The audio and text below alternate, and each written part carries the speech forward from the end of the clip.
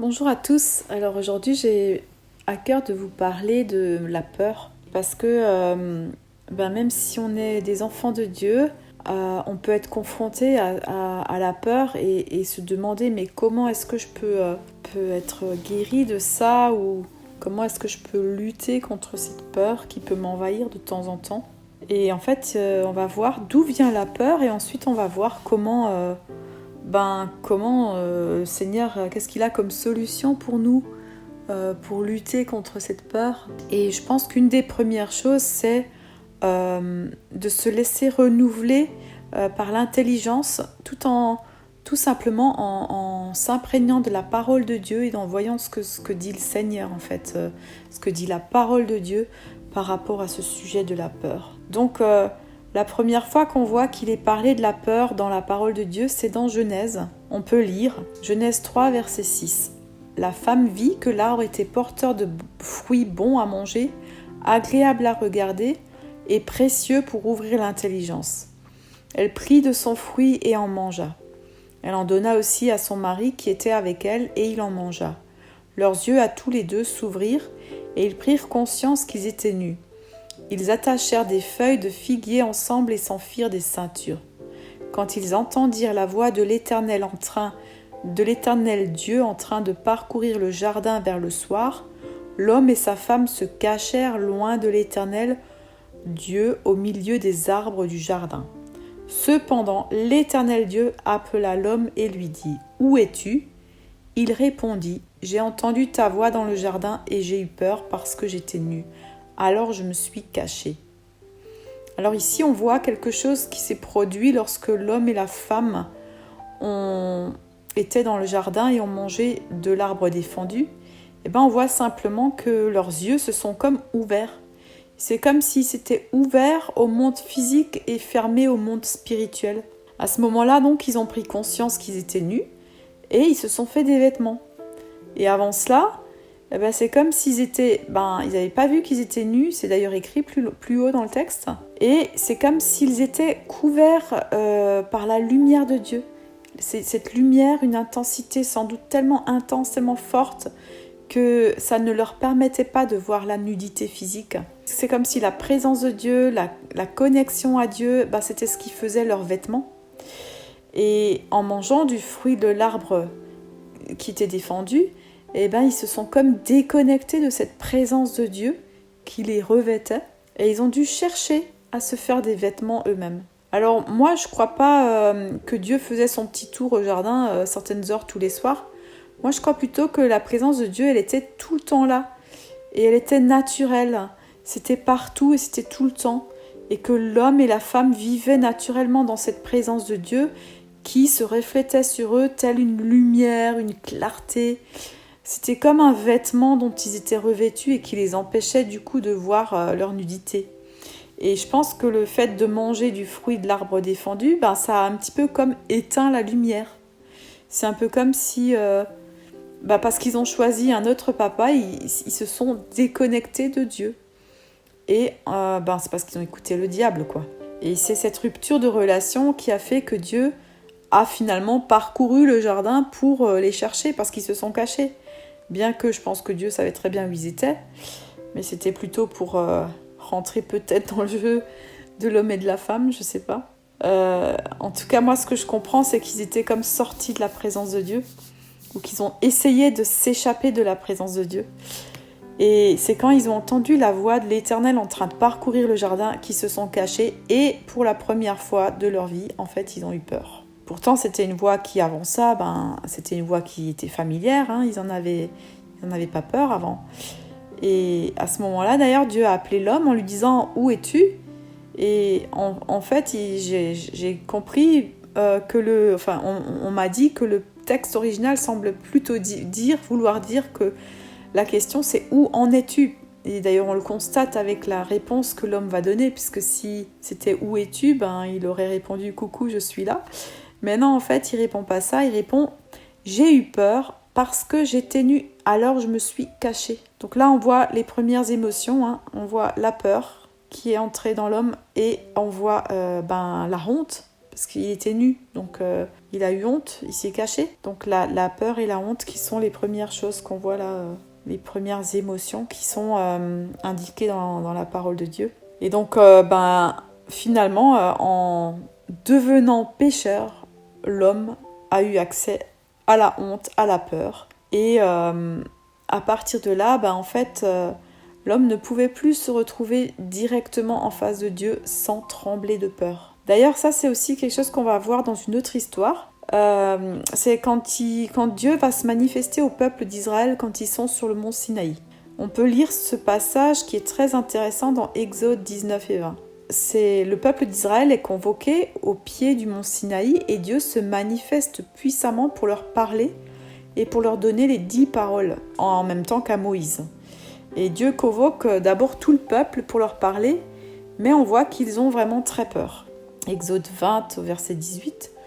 Tout le peuple entendait les coups de tonnerre et le son de la trompette et voyait les flammes de la montagne fumante. À ce spectacle, le peuple tremblait et se tenait à bonne distance. Ils dirent à Moïse, « Parle-nous, toi, et nous écouterons, mais que Dieu ne nous parle pas, sinon nous mourrions. » Moïse dit au peuple, « N'ayez pas peur, car c'est pour vous mettre à l'épreuve que Dieu est venu, et c'est pour que vous ayez sa crainte devant les yeux, afin de ne pas pécher. » Le peuple restait à bonne distance, mais Moïse s'approcha de la nuée où se trouvait Dieu. Donc là, on voit vraiment que la présence de Dieu face à des êtres humains pécheurs, c'est juste pas possible, quoi.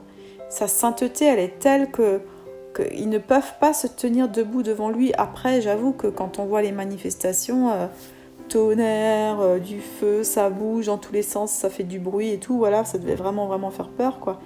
Mais visiblement, Moïse, il n'avait pas peur, il connaissait son Dieu, hein.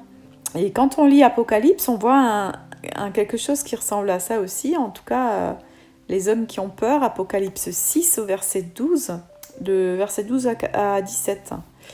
Je regardais quand l'agneau ouvrit le 6e sceau. Il y eut un grand tremblement de terre. Le soleil devint noir comme un sac de crin, la lune entière devint comme du sang, et les étoiles du ciel tombèrent sur la terre comme les figues vertes d'un figuier secoué par un vent violent. Le ciel se retira comme un livre qu'on enroule, et toutes les montagnes et les îles furent écartées de leur place.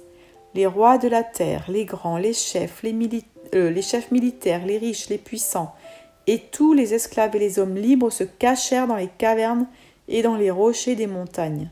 Et il disait aux montagnes et aux rochers, « Tombez sur nous et cachez-nous loin de celui qui est assis sur le trône et loin de la colère de l'agneau. En effet, le grand jour de sa colère est venu, et qui peut résister ?» Alors là, on voit comme si, en fait, le ciel s'effondre, tout est secoué, le ciel est enroulé. On a l'impression que c'est comme si ce ciel, il empêchait l'homme de voir Dieu dans les cieux. Et que du coup, ce ciel, comme il est enroulé, tout à coup, Dieu est visible aux yeux des hommes qui sont sur la terre. Et en fait, ils veulent se cacher de celui qui est assis sur le trône, hein, donc ça veut dire qu'ils le voient. Et celui qui est assis sur le trône, c'est l'Éternel Dieu et son Fils. Et cette présence de Dieu, on voit qu'elle est totalement insupportable aux hommes, tout simplement parce que Dieu est saint. Et il ne peut pas se trouver face au péché. Quand il est face au péché, il devient alors comme un feu dévorant devant tout ce qui est mal, tout ce qui est mauvais, devant le péché. On peut lire d'ailleurs ça dans Psaume 50 au verset 3. Il vient notre Dieu, il ne reste pas silencieux. Devant lui est un feu dévorant, autour de lui une violente tempête. Mais voilà, entre ce livre de la Genèse qu'on a lu au début et maintenant l'Apocalypse, entre les deux, Dieu est venu apporter une solution à l'homme pour qu'il puisse se tenir debout devant lui, pour qu'il puisse être vêtu quand il reviendra. Et il en parle entre autres à l'église de Laodicée, en Apocalypse 3 au verset 18. « Je te conseille donc d'acheter chez moi de l'or purifié par le feu, afin que tu deviennes vraiment riche, des vêtements blancs, afin que tu sois habillé et qu'on ne voit plus la honte de ta nudité. » On peut aussi lire cela dans Apocalypse 16 au verset 15. « Voici, je viens comme un voleur. Heureux celui qui reste vigilant et garde ses vêtements, afin de ne pas marcher nu et de ne pas laisser voir sa honte. » Mais alors, c'est quoi ce vêtement ? On nous en parle dans les Épîtres. on voit dans Romains 13 au verset 13. Conduisons-nous honnêtement, comme en plein jour, sans orgie ni ivrognerie, sans immoralité ni débauche, sans dispute ni jalousie, mais revêtez-vous du Seigneur Jésus-Christ et ne vous préoccupez pas de votre nature propre pour satisfaire ses convoitises. Donc là, on voit que Jésus lui-même est ce vêtement pour nous. C'est qui nous permet vraiment de ne plus avoir peur. Jésus est celui dont on doit se revêtir pour être dans la paix, pour être comme porté dans une paix surnaturelle et divine. D'ailleurs, on peut le lire dans Jean 17, Jésus le dit à plusieurs reprises, « Demeurez en moi et je demeurerai en vous » pour dire, en fait, c'est que à cet endroit-là qu'on trouve toute la plénitude de Jésus, qu'on trouve tout ce qu'il nous faut, tout ce qu'on a besoin. Et après, on peut aussi encore lire Colossiens 3, verset 10. « Vous avez revêtu l'homme nouveau qui se renouvelle pour parvenir à la vraie connaissance, conformément à l'image de celui qui l'a créé. » Là encore, l'homme nouveau, c'est Jésus. C'est Jésus qui nous transforme en fait. Éphésiens 4 au verset 22 jusqu'à 24. On vous a enseigné à vous débarrasser du vieil homme, à vous laisser renouveler par l'esprit dans votre intelligence et à vous revêtir de l'homme nouveau, créé selon Dieu, dans la justice et la sainteté que produit la vérité. Galates 3 au verset 27. Vous tous qui avez été baptisés en Christ, vous vous êtes revêtus de Christ, tout simplement. Tout simplement, en fait, je veux juste vous dire par là que si vous êtes un enfant de Dieu, si vous êtes baptisé en Jésus, vous avez déjà tout ce qu'il vous faut pour pouvoir vivre en paix. Simplement, c'est à vous de le croire, de croire que vous avez tout reçu et de réaliser qu'il suffit de comprendre que vous êtes déjà couvert de cette paix et que vous êtes déjà rempli de tout ce que Jésus, c'est lui le seul qui peut tout vous donner. Et on a ce Saint-Esprit en nous qui nous donne cette paix. Donc en étant baptisés en Christ, nous sommes revêtus de Christ. On peut aussi lire Ésaïe 61 au verset 10. « Je me réjouirai en l'Éternel, tout mon être tressaillira d'allégresse à cause de mon Dieu, car il m'a habillé avec les vêtements du salut, il m'a couvert du manteau de la justice. » Donc ces vêtements qui sont des vêtements du salut, c'est Jésus qui vient nous sauver, c'est lui en fait qui est notre vêtement. C'est lui, en se revêtant de lui, nous avons tout pleinement en lui. La paix, la joie, la sérénité, l'amour, tout est en lui. Donc, à partir du moment où nous sommes nés de nouveau, où nous sommes des enfants de Dieu, nous sommes revêtus de tout ce que Jésus est pour nous, de tout ce que Jésus est, et donc aussi de sa paix. Et on voit vraiment aussi que cet amour parfait que Jésus a pour nous, c'est cet amour parfait qui chasse toute peur. On peut le lire dans 1 Jean 4, verset 18. « Il n'y a pas de peur dans l'amour. Au contraire, l'amour parfait chasse la peur. » Voilà, alors je vais vous laisser avec ça. On va prendre juste quelques instants pour prier. Merci Seigneur parce que en toi, nous avons tout ce qu'il nous faut pour vivre sur la terre de façon sereine.